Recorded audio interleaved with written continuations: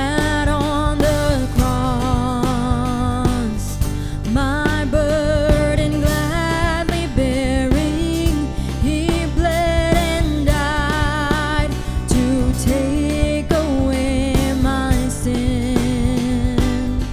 Then sings my soul, my Savior God, to thee. How great thou art, how great thou art. Then sings my soul, my Savior God, to thee. How great thou art, how great thou art. Then sings my soul, my Savior God, to thee. How great thou art, how great thou art. Then sings my soul, my Savior God, to thee. How great thou art, how great thou art.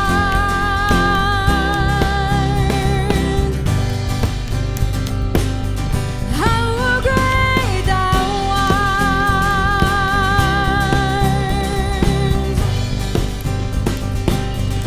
How great thou art.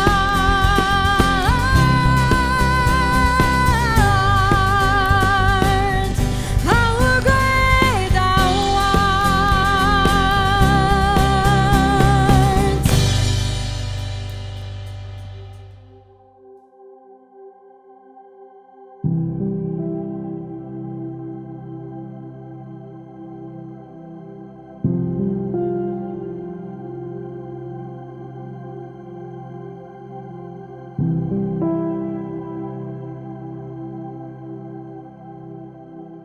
Selamat hari Minggu Bapak Ibu, selamat kita ketemu lagi dalam ibadah online dari NLCC Indonesia hari ini, tanggal 16 Juli 2023. Dan hari ini kita sampai kepada seri yang berikut dari seri khotbah surat kepada ketujuh jemaat di Asia Kecil.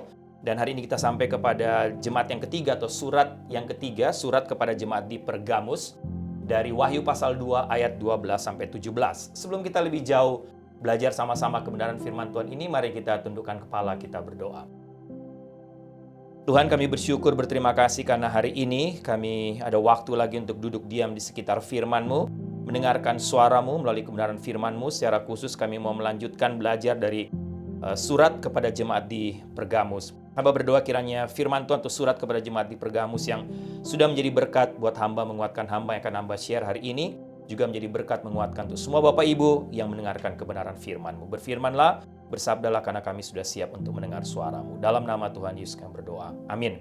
Ya Bapak Ibu, mari sama-sama kita buka Alkitab kita. Kita sama-sama buka Wahyu pasal 2 ayat 12 sampai 17. Saya ingin bacakan bagian firman Tuhan ini untuk kita semua. Wahyu pasal 2 ayat 12 sampai ayatnya yang ke-17. Demikian firman Tuhan. Kepada jemaat di Pergamus, dan tuliskanlah kepada malaikat jemaat di Pergamus, inilah firman Dia yang memakai pedang yang tajam dan bermata dua. Bapak Ibu, sekali lagi lihat, selalu surat kepada ketujuh jemaat diawali dengan penjelasan tentang siapa yang menulis, yaitu Tuhan Yesus sendiri, tentang karakternya. Lanjut, aku tahu di mana engkau diam, yaitu di sana, di tempat tahta iblis, dan engkau berpegang kepada namaku, dan engkau tidak menyangkal imanmu kepadaku. Juga tidak pada zaman Antipas, saksiku yang setia kepadaku, yang dibunuh di hadapan kamu, di mana iblis diam. Tetapi aku mempunyai beberapa keberatan terhadap engkau. Di antaramu ada beberapa orang yang menganut ajaran Bileam, yang memberi nasihat kepada Balak untuk menyesatkan orang Israel, supaya mereka makan persembahan berhala dan berbuat zina.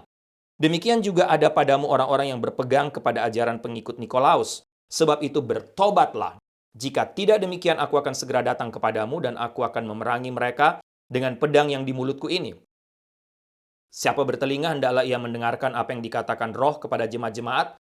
Barang siapa menang, kepadanya akan kuberikan dari mana yang tersembunyi, dan aku akan mengaruniakan kepadanya batu putih yang di atasnya tertulis nama baru, yang tidak diketahui oleh siapapun selain oleh yang menerimanya. Baik, Bapak Ibu, Ada satu hasil survei yang pernah saya baca menjelaskan tentang khususnya situasi atau kondisi gereja-gereja di Amerika ya. Survei ini mengatakan atau menjelaskan bahwa mayoritas gereja di Amerika sebenarnya tidak kekurangan dalam hal pengajaran moral dan spiritual. Yang kurang untuk gereja-gereja di Amerika adalah kemampuan mereka atau kemampuan gereja-gereja tersebut untuk tetap tidak tercemar oleh dunia sebagai satu keluarga gereja. Atau dengan kata lain, kekurangan gereja di Amerika adalah kemampuan mereka untuk bisa mempertahankan iman mereka khususnya di tengah dunia yang berdosa ini. Kemudian Bapak Ibu, kalau kita bicara soal gereja, semua gereja juga dalam memulai atau menjalankan pelayanannya punya pola yang sama menurut saya. Apa saja polanya? Biasanya atau pimpinan pusat atau ya apa saja, sinode, majelis bisa memilih nama gereja itu ketika mereka mau membangun satu gereja, pilih nama, dan dari nama itu sebenarnya merupakan gambaran dari visi misi dari gereja tersebut. Atau juga sekaligus menggambarkan di mana gereja itu berada. Misalnya gereja kita, NLCC Artesia, New Life Community Church Artesia, berarti ada di Artesia. Kedua, setelah sepakat mengenai nama, biasanya langkah berikut adalah menciptakan logo, lambang dari gereja tersebut. Ya, untuk menggambarkan visi misi mereka juga. Dan biasanya setelah gereja itu punya nama, punya logo, dibangun, berdiri, biasanya dalam perjalanannya mulai muncul macam-macam. Ada pujian, ada penghargaan, tapi di tengah pujian penghargaan biasanya datang juga kritikan, celaan, dalam berbagai motif, berbagai bentuk, ya, variasi. Tapi ada juga koreksi dan input yang datang dalam berbagai bentuk dengan tujuan apa? Membangun, mengembangkan ke arah yang positif tentunya. Dan terakhir, biasanya semua gereja kemudian mencoba untuk membangun atau menyusun liturgi ibadah mereka yang walaupun dalam denominasi yang berbeda, tapi biasanya garis besarnya ada panggilan beribadah, ada panggilan mendengarkan firman Tuhan, pujian penyembahan, worship, panggilan pengakuan dosa, dan panggilan pertobatan. Nah, Bapak Ibu, hari ini sekarang kita sampai pada gereja ketiga dalam rangkaian gereja yang didaftarkan oleh Rasul Yohanes dalam kitab Wahyu pasal 2 dan 3. Hari ini kita sampai kepada jemaat atau gereja di Pergamus. Dan menarik, kalau jemaat Efesus dikenal sebagai jemaat yang kehilangan kasih semula, kalau Pergamus ini, jemaat atau gereja Pergamus dikenal sebagai gereja atau jemaat di mana setan bertahta. Menarik. Tapi ada juga penafsir atau komentator yang katakan Pergamus juga disebut sebagai gereja yang menikah atau kawin dengan dunia ini. Gereja ini adalah gereja paling utara dari ketujuh gereja di Asia, Bapak Ibu. Mengapa sampai gereja Pergamus disebut sebagai jemaat di mana setan bertahta atau menikah dengan dunia? Kita mau lihat sama-sama. Ya, ada beberapa hal yang tentunya perlu kita mengerti. Pertama, tentunya kota Pergamus itu sendiri. Nah, kota Pergamus saat ini bernama Bergama, berjarak kira-kira 65 mil dari Smyrna dan berdiri di atas satu bukit batu yang besar. Pergamus disebut sebagai ibu kota dari provinsi Asia. Jadi misalnya kalau Efesus itu adalah New York dari Asia, dalam arti kota terbesar di Asia, maka Pergamus adalah Washington DC-nya Asia, atau ibu kota dari Asia. Nah, kota Pergamus mempunyai perpustakaan terbesar kedua di dunia yang mempunyai sekitar 200.000 buku pada waktu itu, dan nomor satu yang ada di atas mereka, yang bisa mengalahkan mereka hanya satu, yaitu perpustakaan di Mesir, di Alexandria, Mesir. Pergamus juga dikenal sebagai kota tertua di Asia. Kota ini adalah kota yang pertama-tama mendirikan kuil bagi Kaisar Agustus. Karena Pergamus adalah ibu kota di Asia, Bapak Ibu, maka Pergamus merupakan pusat penyembahan terhadap Kaisar. Di kota ini orang-orang Kristen diperintahkan untuk mempersembahkan dupa, kemenyan kepada patung Kaisar, sambil berteriak, katakan, Kaisar adalah Tuhan, Kaisar adalah Tuhan. Nah, dengan begitu banyaknya kuil-kuil berhala di Pergamus, ini juga secara tidak langsung menyuburkan acara-acara atau pesta-pesta perayaan kafir. Perayaan-perayaan tersebut menawarkan macam-macam kejahatan. Percabulan, khususnya melalui persatuan dengan dewa atau dewi yang kadang dilambangkan atau dicapai melalui pelacuran. Mengerikan. Meski tidak selalu demikian. Nah, Pergamus juga mempunyai kuil bagi dewa Zeus. Ya. Mempunyai kuil bagi dewa Asklepios atau Aesculapius yang berbentuk ular dan dianggap sebagai dewa penyembuh waktu itu. Karena itu banyak orang datang ke Pergamus, Bapak Ibu, untuk mencari kesembuhan. Karena kepercayaan mereka terhadap dewa Asklepios. Sehingga kota ini boleh dikatakan seperti kalau disebut sebagai Lourdes atau kota kesembuhan orang Katolik sekarang bagi dunia purba pada waktu itu. Nah, dewa ini juga dikenal sebagai Soter atau juru selamat. Ingat, ular simbol dari setan. dan dipanggil, disebut, diterima, disembah sebagai juru selamat manusia.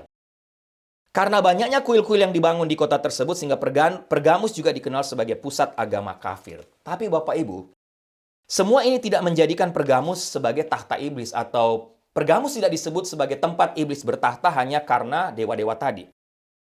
Karena semua kota kafir di kerajaan Romawi pada saat itu memang menyembah berhala, ya, bukan karena hanya penyembahan berhalanya. Yang menjadikan Pergamus khusus dalam hal ini sampai dicap sebagai tempat bertahtanya setan adalah penyembahannya yang begitu menonjol kepada dewa Asklepius tadi, atau nama lainnya Aesculapius, sebagai juru selamat, sebagai penyembuh, sebagai pemelihara. Nah, Asklepius adalah dewa penyembuhan dan dewa kesehatan yang dipercaya oleh mereka pada waktu itu. Ia memiliki kuil yang mengesankan, yang reruntuhannya bisa dikunjungi di Pergamus, bahkan di Bergama katanya, sampai hari ini, sampai saat ini. Dan orang-orang biasanya tidur di dalam kuil itu dengan gagasan bahwa Asklepius nantinya akan memberi mereka mimpi dan kemudian akan ditafsirkan oleh imam dari dewa itu untuk memberitahukan bagaimana mereka nanti bisa disembuhkan. Nah, ada satu binatang lagi secara khusus yang diasosiasikan dengan Asklepius. Tadi sudah sempat singgung, yaitu ular. Simbol dari Asklepius adalah tongkat yang dililit ular yang masih digunakan dalam dunia medis sampai saat ini. Kalau mungkin Bapak Ibu familiar sering dengan lihat simbol ini di apotik-apotik di Indonesia khususnya atau dunia kedokteran, itu ada tongkat yang dililit oleh ular. Sehingga sebenarnya Asklepius atau penyembah atau dewa palsu, kepercayaan mereka kepada dewa Asklepius ini Bapak Ibu adalah salah satu bentuk penyembahan langsung kepada iblis. Makanya di dalam Wahyu, lihat Bapak Ibu perhatikan di dalam Wahyu 12 ayat 9 ya, sehubungan dengan lambang mereka, simbol mereka dengan ular. Jangan lupa, Wahyu 12:9 katakan naga besar, pakai istilah naga besar itu, atau iblis atau setan yang menyesatkan seluruh dunia, yang disebut juga si ular tua. Sehingga simbol ular ini tidak lain menggambarkan tentang iblis itu sendiri atau setan itu sendiri Bapak Ibu. Dan inilah boleh dikatakan sebuah rujukan yang memang ditarik atau digunakan sejak dari kisah di Taman Eden, Kejadian pasal 3, di mana ular mencoba untuk menipu Hawa, mencobai Hawa untuk makan buah dari pohon terlarang. Bapak Ibu. Sehingga ini satu penyembahan yang begitu luar biasa Bapak Ibu, dengan mendewakan atau memberhalakan dewa kesembuhan atau dewa kesehatan tadi. Dan ini begitu menyesatkan jemaat khususnya di kota Pergamus. Karena itu Tuhan berkata, Bapak Ibu perhatikan, Tuhan katakan apa? Tuhan Yesus katakan, aku tahu di mana engkau diam, yaitu di sana di tempat tahta iblis. Karena begitu luar biasanya penyembahan terhadap setan, terhadap demonik dalam kota Pergamus tadi Bapak Ibu. Sehubungan dengan kepercayaan mereka terhadap dewa Asklepius. Oke, itu kota Pergamus. Sekarang tentang jemaat Pergamus. Yang pasti, orang-orang percaya sejati pada zaman itu di kota Pergamus menolak untuk mengikuti penyembahan kaisar, dan penolakan tersebut bukanlah didasarkan pada ketidaktaatan mereka kepada pemerintah saat itu. Tapi karena mereka tidak mungkin menganggap kaisar yang menurut mereka jelas adalah manusia biasa sebagai Tuhan mereka. Bagi mereka, Yesus Kristus adalah Tuhan yang harus mereka tinggikan, mereka sembah. Hanya Tuhan Yesus saja yang memiliki otoritas, dominasi, dan kuasa atas dunia ini. Itu kepercayaan mereka. Sehingga penolakan tersebut, Bapak Ibu, ya penolakan terhadap penyembahan terhadap kaisar, tentunya bukan tanpa akibat ya. Di masa tersebut orang-orang Kristen yang tetap teguh dalam pengakuan imannya, jelas dihukum mati, dieksekusi. Kecuali untuk warga Romawi yang telah menjadi Kristen. Mereka akan dikirim ke Roma dan menerima hukuman di sana. Sehingga pihak Roma berpendapat bahwa mereka layak untuk dihukum karena pembangkangan dan kesesatan mereka yang tidak dapat ditolerir, yaitu menolak apa yang diperintahkan oleh pemerintah Romawi. Oke. Makanya Tuhan sekali lagi menyebut jemaat di Pergamus ini tidak menyangkal imannya. Itu kata-kata Tuhan. Tetapi ada masalah serius yang terjadi di mana Tuhan menyebut ada makan persembahan berhala, berbuat zina, berpegang pada ajaran pengikut Nikolaus yang bercirikan imoralitas, turut dalam perayaan berhala, dan memperbolehkan makan persembahan berhala. Menyetujui, sebagian anggota jemaat telah mengikuti berbagai perayaan orang kafir dan kemungkinan besar telah berpartisipasi dalam berbagai aktivitas imoralitas yang merupakan ciri dari perayaan-perayaan kafir pada waktu itu. Sehingga tampaknya gereja di Pergamus tidak sepenuhnya menyadari bahaya dari sikap kompromi mereka. Mereka membuat kesalahan besar. Inilah yang ditegur oleh Tuhan. Yang berikut Bapak Ibu lihat, jemaat Pergamus juga telah menoleransi atau toleransi terhadap guru-guru yang menyebarkan doktrin dan gaya hidup yang berbahaya. Mereka gagal untuk tegas kepada guru-guru palsu ini. Mereka gagal untuk mengusir mereka. Dan pengaruh dari guru-guru palsu ini menyebar seperti sel kanker di tengah-tengah jemaat Pergamus, di tengah tubuh Kristus Pergamus pada waktu itu. Oke, Bapak Ibu, itu jemaat di Pergamus ya, secara garis besar. Nah, sekarang mari kita sama-sama mau lihat satu persatu bagaimana Tuhan mengamati menilai jemaat di Pergamus ini, seperti jemaat-jemaat sebelumnya. Tentang penilaian dan pengamatan Tuhan terhadap Pergamus, yang pertama kita mau lihat sama-sama pujian Tuhan kepada jemaat Pergamus, Wahyu pasal 2 ayat 13. Pujian dan penghargaan Tuhan untuk Pergamus. Bapak Ibu bisa lihat, baca Wahyu 2:13, Tuhan di situ Tuhan memuji jemaat di Pergamus karena mereka hidup di tengah kesulitan yang luar biasa, hidup di tengah sarang setan, tapi mereka tetap setia. Tetap teguh memegang nama Tuhan Yesus dan tidak sampai menyangkal iman mereka. Banyak juga contoh dalam Alkitab di mana seorang nabi atau hamba Tuhan yang terus bisa melayani Tuhan Bapak Ibu dimanapun mereka tinggal. Tidak peduli seberapa jahatnya. Contoh, Obadya memelihara hati nurani yang bersih di rumah Ahab. Tetap setia kepada Tuhan. Daniel mempertahankan integritasnya di tengah-tengah korupsi yang terjadi di kerajaan Babelonia. Nehemia mempertahankan pengabdiannya kepada Tuhan di istana Kaisar Persia. Tuh. Yeremia contoh, tetap setia melayani Israel, walaupun dianiaya, tidak satupun nasihatnya yang didengarkan, tidak satupun khotbahnya yang didengarkan. Dan lihat, perhatikan pujian Tuhan kepada Pergamus. Tuhan katakan apa? Aku tahu di mana engkau diam, yang pertama. Dan menarik, kata diam tinggal di sini dipakai kata katokein. Bapak Ibu berbeda, biasanya Alkitab kalau berbicara tentang jemaat Tuhan atau gereja, dipakai kata parokein yang berarti tinggal sementara, musafir. Karena memang manusia tinggal, semua kita di sini sementara. Kita akan sampai kepada hidup kekal nantinya. Tapi waktu bicara tentang jemaat di Pergamus, dipakai kata katokein yang berarti tinggal tetap permanen di satu tempat. Bapak Ibu, di sini ada sesuatu yang sangat penting. Ya, prinsip dari kehidupan Kristen bukanlah lari atau meloloskan diri, tapi justru penaklukan. Kita mungkin merasa bahwa akan jauh lebih mudah untuk menjadi orang Kristen di tempat lain dan dalam keadaan yang lain. Tapi jangan lupa Bapak Ibu, Tuhan memuji jemaat Pergamus karena justru mereka stay di situ, mereka tinggal di kota yang penuh dengan penyembahan berhala, penuh dengan ajaran-ajaran palsu, yang membunuh mereka kalau mereka tidak taat hormat kepada kaisar. Mereka tinggal di situ. Memang, jujur, makin sukar untuk menjadi orang Kristen dalam suatu keadaan yang ditentukan. Tapi ingat, ini tugas kita. Kewajiban kita untuk tetap tinggal dalam situasi-situasi seperti ini untuk terus menjadi berkat. Dan itu yang dilakukan oleh jemaat di Pergamus. Tantangan buat kita, apakah keadaan di Indonesia atau kita di California pada saat ini menyebabkan kita ingin pindah ke state lain atau tempat lain? Yang tinggal di Indonesia, Bapak Ibu lihat situasi makin sulit, Bapak Ibu katakan, oh saya mungkin lebih baik pindah ke Amerika, pindah ke luar negeri karena situasi di Indonesia memburuk. Atau ada di antara kita ingin pindah ke tempat lain ke luar negeri supaya kita bisa punya lebih banyak uang dan lain sebagainya. Sehingga Bapak Ibu, satu sisi dimengerti kalau kita ingin mencari tempat yang lebih aman, lebih menyenangkan. Tapi kita perlu mengingat beberapa hal sebelum kita memutuskan. Selain belajar dari pujian Tuhan kepada kota Pergamus, jemaat Pergamus. Tuhan memuji mereka secara khusus karena mereka tinggal di situ dengan berbagai macam tantangan. Ingat, keamanan diri kita sebetulnya tidak tergantung pada tempat sikon di mana kita berada, tapi tergantung pada Tuhan. Garis bawah ini. Tuhan bisa melindungi dan membebaskan Petrus yang dikelilingi oleh musuh-musuhnya. Dan Tuhan bisa membunuh Herodes juga di tengah-tengah para pendukung dan pengagumnya. Kira-kira begitu. Kedua, kita tidak boleh hidup demi kesenangan diri kita, Bapak Ibu, tapi demi kesenangan dan kemuliaan Tuhan. Inilah namanya penyangkalan diri. Kalau Bapak Ibu mau pindah tempat, pikirkan, apakah di situ saya makin memuliakan Tuhan? Apakah di situ saya makin dekat dengan Tuhan? Dan yang berikut, kita harus menjadi terang. Ingat, ini tugas kita, menjadi terang dan garam. Dan makin gelap suatu tempat, pasti makin dibutuhkan kehadiran sebuah terang di situ.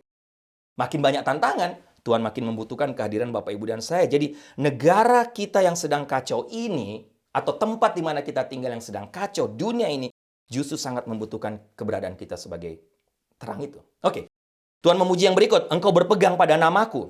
Bapak, Ibu, di kota ini nama Yesus tidak diakui dan dihormati. Yang diakui dan dihormati adalah nama Dewa Asklepius tadi, dan juga nama Kaisar. Tapi orang Kristen Pergamus tetap setia kepada nama Kristus. Dan ini menunjukkan bahwa orang bisa tetap setia kepada Kristus sekalipun keadaan sekitarnya begitu sukar. Teladan dari jemaat Pergamus. Kalau jemaat Pergamus bisa, kenapa kita tidak? Yang berikut, Tuhan katakan, engkau tidak menyangkal imanmu kepadaku. Bapak Ibu menarik karena kata menyangkal ditulis dalam bentuk aorist tense atau past tense dalam bentuk lampau. Dan karena itu rupanya kata-kata tidak menyangkal di sini menunjuk pada satu kejadian tertentu di masa lampau, di mana jemaat dihadapkan pada satu pemaksaan untuk menyangkal Yesus. Dan Tuhan Yesus memberi contoh langsung kepada Antipas. Dan semua mempercayai bahwa Antipas ini adalah jemaat Pergamus. Bahkan Antipas ini juga adalah salah satu pemimpin dari gereja Pergamus yang mengalami mati syahid. Tapi lihat, dengan Antipas dihukum mati karena kepercayaan atau imannya kepada Kristus, itu tidak membuat jemaat lain goyah. Tidak membuat jemaat lain mundur, Bapak Ibu. Mereka tetap tidak menyangkal iman mereka kepada Tuhan walaupun mereka lihat secara langsung. Orang yang percaya kepada Kristus dihukum mati, mati syahid. Makanya Tuhan sebut Antipas sebagai saksiku yang setia. Bapak Ibu, seringkali setan atau orang atau kita digoda setan dengan berpikir daripada mati sia-sia, lebih baik menyangkal Yesus atau kompromi. Tapi Bapak Ibu, dari cerita tentang Antipas ini terlihat bahwa kematian syahid tidak sia-sia. Kesetiaan sampai mati. Percaya tidak menyangkal iman kita sampai mati. Itu menyenangkan Tuhan. Dipuji oleh Tuhan dan juga memotivasi orang Kristen lain untuk juga tetap setia dan teguh kepada Tuhan. Pertama, beberapa pujian. Sekarang kita lihat kutukan dan celaan Tuhan kepada jemaat Pergamus ayat 14 dan 15. Tapi kemudian kata-kata roh menjadi tidak menyenangkan di ayat 14, Bapak Ibu. Penghukuman atas Pergamus dimulai. Dan seolah-olah Tuhan katakan, ini satu jemaat yang tidak lengkap. Banyak pujian kepada mereka. Tapi mereka pada waktu tertentu terlihat sangat gagah berani, semangat. Tapi rupanya Tuhan yang maha tahu itu. Tahu bahwa mereka atau jemaat Pergamus tidak menyadari bahwa hadirnya pengaruh yang telah merusak dari beberapa anggotanya. Dan kalau Bapak Ibu lihat 14-15, jemaat Pergamus jatuh dalam berbagai hal, berbagai dosa. Penyembahan berhala sudah pasti, tapi Bapak Ibu, mereka lupa kenapa mereka sampai dibawa kepada penyembahan berhala, karena telah dimulai dengan beberapa dosa lain yang Tuhan Yesus jelaskan dalam tegurannya atau celaannya kepada jemaat Pergamus. Yang pertama saya lihat ada kemunafikan di situ. Tuhan Yesus memberi contoh tentang Bileam, dan Bileam ini mewakili tentang orang atau kelompok orang lain yang ingin melayani Tuhan pada saat bersamaan, tapi juga pada saat yang sama ingin menyenangkan setan, menyenangkan musuh Tuhan. Dia dipanggil oleh Balak, ceritanya yang merupakan Raja Moab. Balak tertarik untuk mengalahkan Israel, sehingga Balak menawari hadiah untuk Bileam. Yang penting Bileam mau mengutuk Israel. Tapi ternyata Tuhan memimpin dia ke Moab, Bileam tidak mengutuk Israel, Bileam malah memberkati. Tapi diceritakan dalam kisahnya Balak jengkel, Bapak Ibu, sehingga akhirnya Balak memang dipakai Tuhan untuk menghancurkan orang Israel pada waktu itu. Tapi yang menarik, pada saat itu ketika melihat Balak marah, Bileam akhirnya berubah. Bileam justru yang menginstruksikan Balak untuk membuat wanita muda Moab membujuk para pemuda Israel dan melakukan hubungan-hubungan terlarang, melakukan tindakan berdosa, melakukan kejahatan lainnya. Itu Bileam. Kemunafikan dan penyembahan berhala, jangan lupa Bapak Ibu, tidak ada selalu berhubungan satu dengan yang lain. Selalu membawa bencana. Contoh dengan Bileam mewakili mereka yang mendorong kejahatan dan ketidaktaatan kepada Tuhan dengan kedok pengabdian dan kesalehan dan hidup suci. Munafik, hipokrit. Dan itu ditemukan di jemaat Pergamus.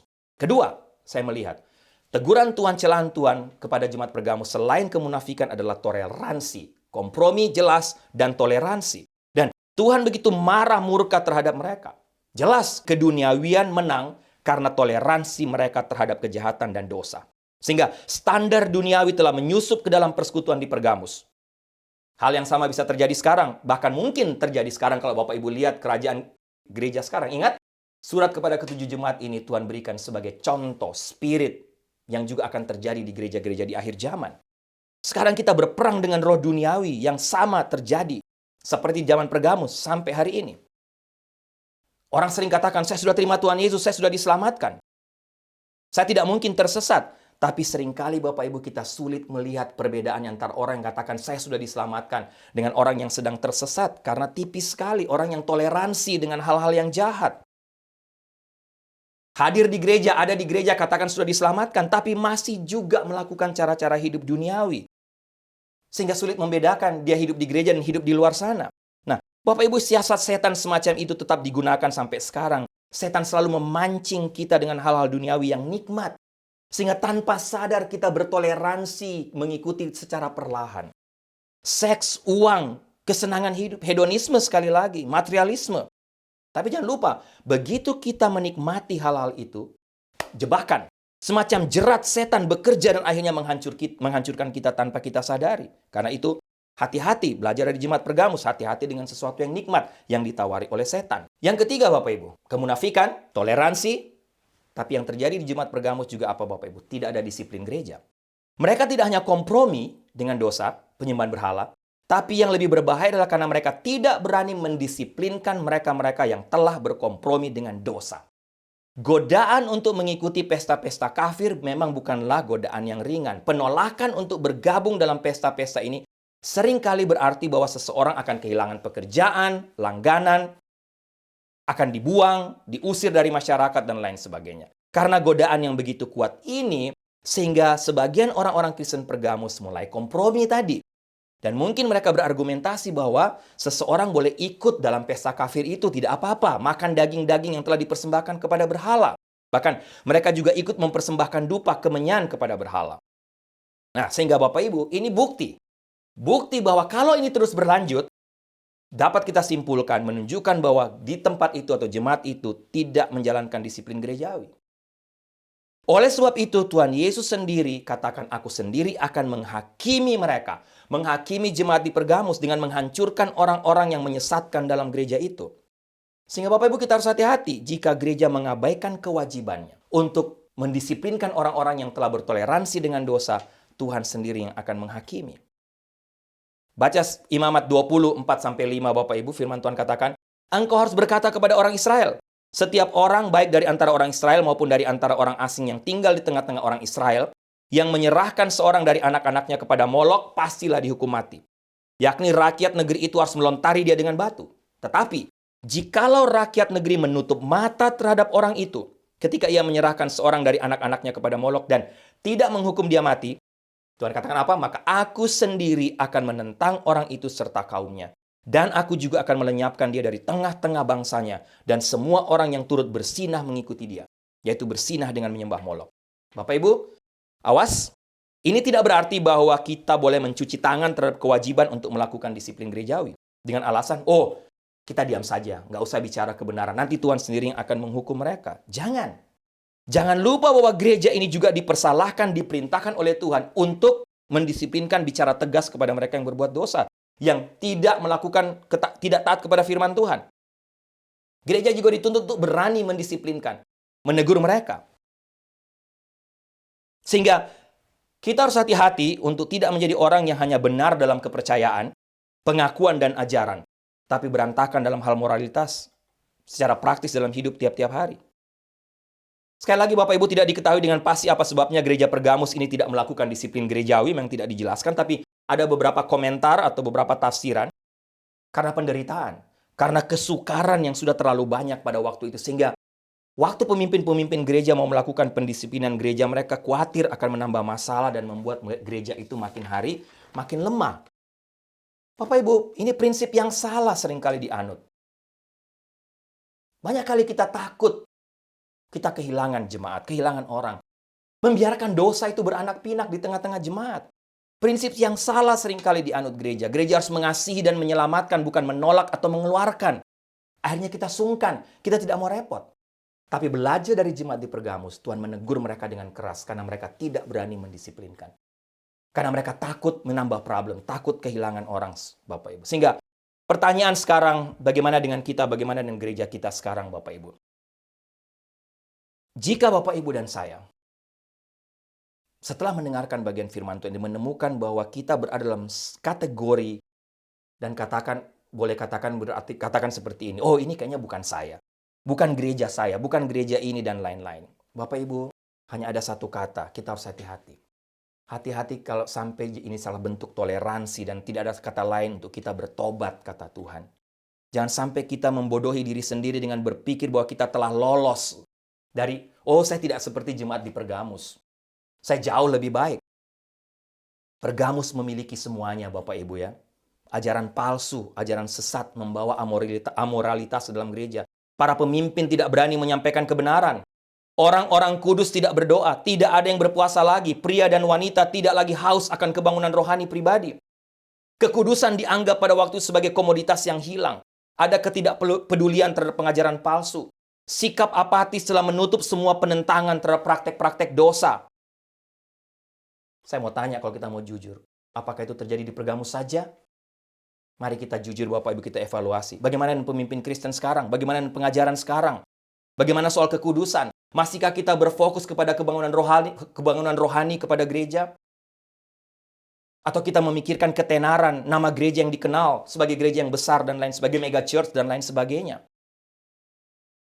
Di dalam Pergamus juga terdapat kelompok lain Bapak Ibu yang disebut Nikolaus. Kalau boleh dikatakan di Efesus, perbuatan pengikut Nikolaus yang menimbulkan masalah. Perbuatannya.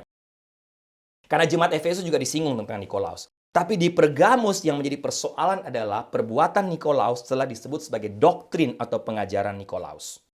Apa yang ingat, kita belajar satu hal. Apapun yang ditolerir sebagai perbuatan seiring berjalannya waktu, satu waktu nanti dia akan ditolerir sebagai doktrin. Kita telah menyaksikan salah satu contoh di zaman kita pada saat sekarang, Bapak Ibu. Contoh, konsep homoseksualitas. Diizinkan, ditolerir oleh gereja. Ditoleransi di tahun 80-an dan 90-an. Dan sekarang telah menjadi doktrin. Atau boleh dikatakan menjadi norma yang harus diterima oleh sebuah gereja. Bapak Ibu lihat, hati-hati. Toleransi, perbuatan ditolerir, akhirnya nanti akan diterima sebagai dogma. Kita harus hati-hati. Dan ini bagi saya kelicikan setan, Bapak Ibu. Sehingga kalau kita digoda dengan godaan seperti ini, ingat Roma 12 ayat 2a. Janganlah kamu menjadi serupa dengan dunia ini. Sehingga bagi saya pelajaran dari kota Pergamus, jemaat Pergamus, seluruh gereja pada zaman sekarang diingatkan, diperintahkan untuk bertobat. Seluruh gereja dipanggil untuk bertobat dari suatu dosa. Kemunafikan, toleransi, kompromi yang membawa kita kepada penyembahan berhala-berhala modern seperti yang kita sudah jelaskan beberapa waktu yang lalu. Sehingga Bapak Ibu, yang berikut kita mau lihat sama-sama panggilan dan tantangan Tuhan untuk jemaat Pergamus ayat 16. Sekali lagi tidak ada kata lain. Saya ulang sekali lagi. Tuhan Yesus katakan lebih baik kamu bertobat. Jika tidak, aku akan segera datang dan akan datang dengan pedang Tuhan. Kita diam, pemimpin gereja diam, ketua sinode diam, hamba Tuhan diam. Tuhan sendiri akan datang untuk menghakimi gereja. Dan itu yang akan terjadi pada akhir zaman ini. Kita harus hati-hati, kita pikir kita gereja baik, gereja makin besar, gereja makin bertumbuh. Tapi ketika Tuhan datang sebagai hakim, ternyata dia melihat kita telah kompromi, kita telah toleransi, kita tidak berani tegas terhadap dosa. Dan Tuhan katakan, aku datang dengan pedang. Itu artinya Tuhan akan menghakimi kita sendiri. Yang terakhir Bapak Ibu, janji Tuhan untuk jemaat Pergamus. Ayat 17. Akhirnya dalam Wahyu 2:17 muncul sebuah janji bagi gereja Pergamus. Janji yang langsung datang dari Tuhan Yesus. Ayat 17, dia yang memiliki telinga, biarlah dia mendengar apa yang dikatakan Roh kepada gereja-gereja. Kepada jemaat, kepada dia yang menang, saya akan memberikan sebagian dari mana yang tersembunyi. Saya juga akan memberinya batu putih dengan nama baru tertulis di atasnya, yang hanya diketahui oleh dia yang menerimanya. Sehingga, Bapak Ibu, dimanapun setan melakukan perlawanan terakhirnya, bagaimanapun cara setan untuk mengelabui, menipu kita, menipu gereja Tuhan. Kalau kita percaya ada Tuhan, kita percayakan penghakiman Tuhan, atau dengan kata lain kita berkompromi, dan kita berkomitmen untuk hidup kudus, menjaga kekudusan, ada janji kemenangan. Kalau kita berhasil, kita menang, kita bertobat, Tuhan bilang pertama, ada mana yang tersembunyi akan Tuhan berikan. Bagi saya, mana seperti Tuhan memberikan mana kepada bangsa Israel, ini menjanjikan berkat untuk kita. Berkat rohani yang akan kita terima. Kekuatan iman selama kita hidup di dunia ini. Tuhan akan terus memberikan kita kekuatan dalam menghadapi tiap-tiap pergumulan. Tuhan Yesus juga katakan akan dapat sebuah batu putih. Nah, menarik Bapak Ibu, batu putih ini dipakai istilah tessera hospitalis. Pakai kata itu. Semacam koin atau token pada zaman itu yang disebut sebagai token koin keramatamahan digunakan pada zaman itu. Sehingga ketika orang misalnya diterima dengan baik oleh orang lain atau persahabatan, mereka mengambil keputusan untuk bersahabat satu dengan yang lain, tessera hospitalis itu diberikan. Token itu diberikan sebagai tanda bahwa mereka bersahabat. Sebagai tanda bahwa mereka diterima di komunitas itu, Bapak Ibu. Nah, jadi dengan diberikannya batu putih di sini ditunjukkan bahwa mereka diterima. Sehingga Batu putih ini secara sederhana, banyak tafsiran tentunya Bapak Ibu ya. Ada yang katakan bahwa batu putih ini juga semacam tanda seorang hakim untuk menghakimi seseorang dengan kesalahan yang dia buat sehingga diberi batu putih atau batu hitam, keputusannya hakim yang tentukan. Banyak tafsiran. Tapi bagi saya sederhana. Batu ini putih, ini menunjuk kesucian, keindahan, kemuliaan. Batu ini sendiri memberi simbol tentang ketahanan, ketidakbinasaan. Karena itu, batu putih ini sudah menunjukkan seseorang yang bebas dari kesalahan, dibersihkan dari semua dosa, dan akan tetap dalam keadaan ini selama-lamanya. Ini semacam simbol tanda kita masuk ke sebuah pesta. Artinya, kita diterima dalam hidup kekal, Bapak Ibu. Kita diizinkan masuk dalam pesta perjamuan sorgawi. Kalau boleh saya katakan, mana yang tersembunyi berkat yang Tuhan berikan kepada kita, yang kadang-kadang tidak bisa kita lihat. Tapi janji batu putih ini juga ketika kita bertobat, dosa kita dihapuskan, diselamatkan, kita mendapatkan hidup kekal, kita layak untuk masuk dalam pesta surgawi itu. Sehingga, Bapak Ibu, mengakhiri khotbah tentang Pergamus, banyak yang kita bisa pelajari di situ. Sekali lagi saya sampaikan waktu membuka seri ini, kita tidak ada waktu untuk bicara bahas kata per kata, tapi paling tidak kita dapat berkatnya. Bagaimana Tuhan memuji, kita aplikasikan dalam gereja kita sekarang, tapi bagaimana Tuhan menegur tiap-tiap jemaat, kita juga aplikasikan. Dan kita coba mengevaluasi hidup kita dan juga gereja kita. Sehingga saya mau tutup Bapak Ibu, pelajaran apa yang kita dapatkan dari gereja di Pergamus? Paling tidak ada beberapa. Yang pertama, jangan lupa, God is in control. Tuhan Maha Tahu, Tuhan Yesus yang menulis surat itu. Tidak ada satupun yang bisa melawan. Dia tahu. Dia tahu kelebihan kita, dia tahu kekurangan kita tidak bisa lari. Kedua, sebagai orang percaya dan gereja masa kini, hati-hati dengan 3 hal. Orang pikir, penyembahan berhala itu dosa. Tapi bagaimana dengan toleransi? Bagaimana dengan kompromi? Bagaimana dengan tidak ada disiplin gereja? Tidak berani menegur mereka yang salah. Berikut, panggilan pertobatan masih bergema sampai hari ini. Bahkan saya boleh katakan di akhir zaman ini, panggilan pertobatan justru harus makin dikumandangkan. Kita masih harus terus berdoa, bahkan mungkin berdoa puasa supaya terjadi kebangunan-kebangunan rohani di gereja-gereja Tuhan yang makin lama makin mati, makin layu, makin toleran dengan dunia ini. Yang berikut, yang menjadi hakim adalah Tuhan sendiri. Bukan pendeta, bukan ketua sinode, bukan board gereja. Kita tidak bisa lari dan bersembunyi. Hati-hati juga dengan ilah, saya sebut ilah atau spirit Asklepius sebagai juru selamat, penyembuh, dan pemelihara yang disembah oleh jemaat Pergamus. Asklepius sekali lagi adalah dewa penyembuhan dan kesehatan. Lihat dunia sekarang. Dunia kesehatan, dunia farmasi. Lambangnya masih sama Bapak Ibu. Khususnya di negara ini, atau saya yakin di beberapa semua negara seluruh dunia ini. Lihat permainan kotor mereka dalam hal mengedepankan uang dan keuntungan bisnis daripada harga nyawa manusia. Mereka tidak peduli. Semacam penyembahan terhadap berhala kesembuhan, berhala farmasi pada zaman dunia modern ini Bapak Ibu. Kita harus hati-hati. Kita lebih berpegang percaya kepada info-info yang mereka berikan daripada kitab suci, daripada Alkitab sendiri. Nyawa manusia jadi korban, mereka tidak peduli. Spirit Asklepius terulang. Dan yang terakhir, jangan putus asa karena masih ada janji Tuhan bagi mereka yang bertobat dan mengalami kemenangan di tengah dunia yang berdosa ini. Bapak Ibu, saya tutup dengan satu, boleh katakan contoh ya, jajak pendapat. Jajak pendapat selama dekade terakhir menunjukkan bahwa lebih dari separuh masyarakat Amerika percaya, nggak tahu di Indonesia, percaya bahwa akhir zaman akan datang. Sebuah jajak pendapat baru dari Pew Research Center for the People and the Press menemukan bahwa kira-kira 4 dari 10 orang Amerika percaya kedatangan kedua akan terjadi pada tahun 2050. Wah, ini masih lama kalau yang survei ini. Kalau Ibu Sarah lebih cepat. Dengan berbagai spekulasi, baik itu datang dari mereka yang mempercayai masa pengangkatan atau rapture, ataupun mereka yang mempercayai second coming. Dan menurut sebuah artikel di Christian Post, penelitian dan survei menunjukkan bahwa banyak ateis, agnostik dan pencari spiritual yang tidak memiliki afiliasi agama adalah mantan-mantan orang Kristen. Tapi tetap, sekian banyak orang Kristen tetap percaya bahwa Kristus akan datang kembali. Dalam macam-macam tafsiran Bapak Ibu. Akan datang, akan menghakimi dunia ini. Saya pernah membaca sebuah buku dengan judul Bagaimana Seandainya Jika Yesus Tidak Pernah Dilahirkan, ditulis oleh Dr. James Kennedy.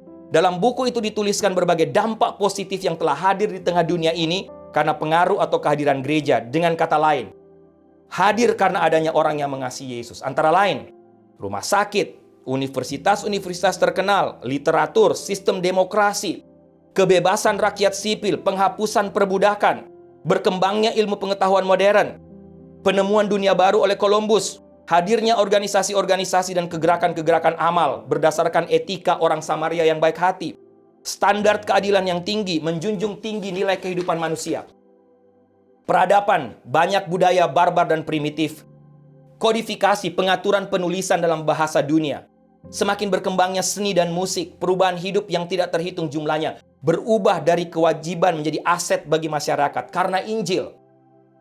Jutaan orang karena berita Injil, karena kehadiran orang percaya mereka terima Tuhan Yesus sebagai Tuhan dan Juru Selamat.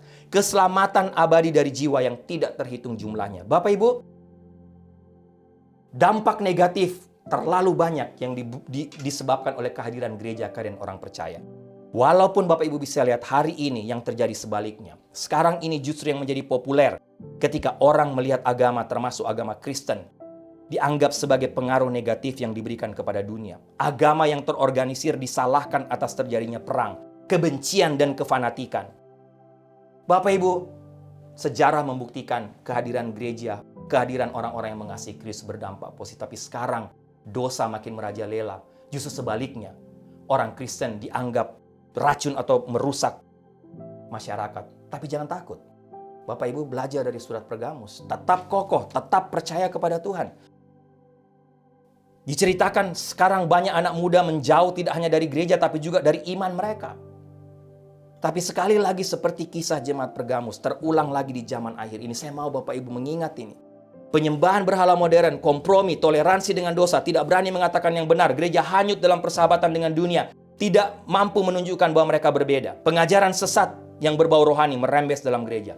Tapi saya mau kita sama-sama ingat, masih ada harapan jika gereja mau bertobat, dan ada janji kemenangan dari Tuhan yang empunya gereja.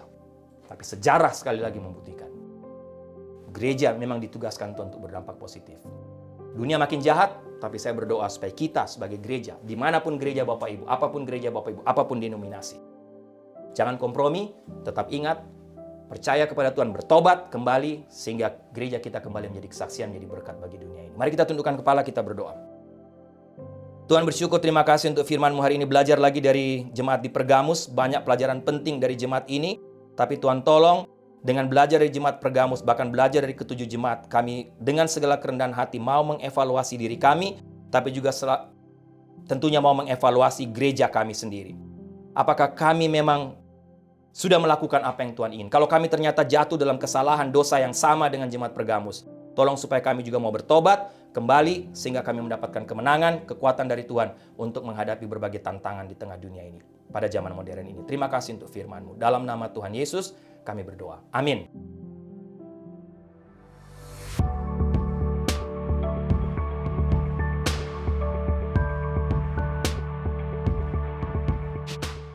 Baik Bapak Ibu, doa saya kita diberkati lagi oleh kebenaran firman Tuhan hari ini, khususnya tentang surat kepada jemaat di Pergamus. Saya akan tutup dalam doa berkat. Jemaat yang kekasih, tundukkanlah kepalamu, arahkanlah hatimu kepada Tuhan, dan terimalah berkat Tuhan. Anugerah keselamatan dari Tuhan Yesus Kristus, kasih sayang yang tidak berkesudahan dari Allah Bapa, serta penyertaan dari Roh-Nya yang kudus, kiranya menyertai engkau sekalian, mulai hari ini sampai Maranatha Tuhan Yesus datang kembali. Haleluya, amin.